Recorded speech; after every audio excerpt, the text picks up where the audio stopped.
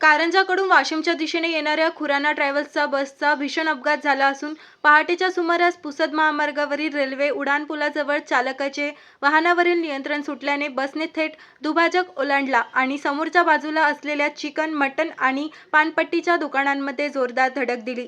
धडकेचा वेग इतका जबरदस्त होता की 3 ते 4 तीन पत्र्यांची दुकाने अक्षरशः जमीनदोस्त झाली.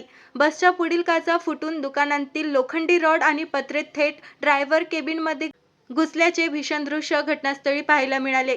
या अपघातात चालकासह काही प्रवासी जखमी झाल्याची प्राथमिक माहिती समोर येत आहे. मात्र जखमींची नेमकी संख्या आणि त्यांची प्रकृती याबाबत अधिकृत माहिती अद्याप समोर आलेली नाही. घटनेची माहिती मिळताच स्थानिक नागरिक, पोलीस आणि बचाव पथकाने तातडीने घटनास्थळी धाव घेत मदत कार्य सुरू केले.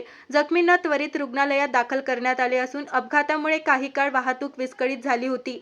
या भीषण अपघातामागे नेमकं कारण काय? चालकाचे नियंत्रण का सुटले? बसचा वेग जास्त होता का? या सर्व प्रश्नांची उत्तरे पोलीस तपासानंतरच स्पष्ट होणार आहेत.